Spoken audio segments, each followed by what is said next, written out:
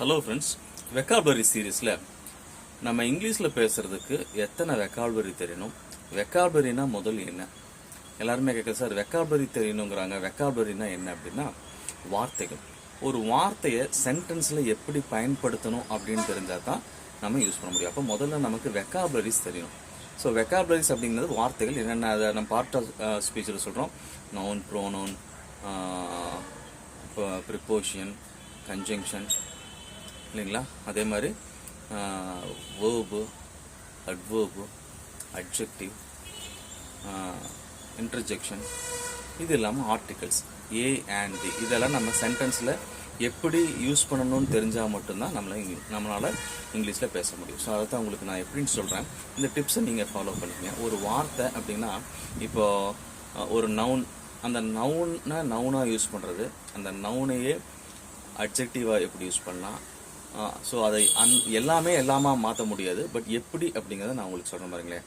இப்போ எஜுகேஷன் அப்படின்னு சொல்கிறோம். எஜுகேஷன் அப்படின்னா என்ன அப்படின்னா, எஜுகேஷன்னா நீங்களே சொல்லுங்களேன். எஜுகேஷன் என்ன? கல்வின்னு சொல்கிறோம். எஜுகேட் அப்படின்னா கற்பி. எஜுகேஷன்னா கல்வின்னு சொல்கிறோம்.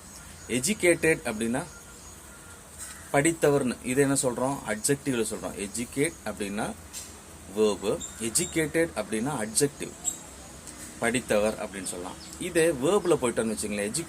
எஜுகேட் அப்படிங்கிற வேர்போட 3 ஃபார்ம்: எஜுகேட், எஜுகேட்டட், எஜுகேட்டட். சரிங்களா?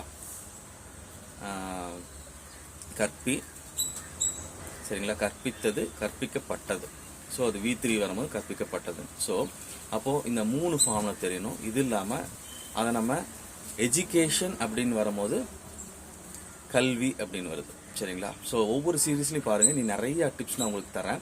அதே மாதிரி அடுத்ததில் இந்த வார்த்தைகளை நம்ம எப்படி பயன்படுத்துகிறோம் அப்படிங்கிறத நம்ம பார்ப்போம். சரிங்களா? வெக்காபுலரி சீரீஸை நீங்கள் ரெகுலராக வாட்ச் பண்ணுங்கள். You will get more information about the vocabulary, how we can use it in our speaking. Thank you.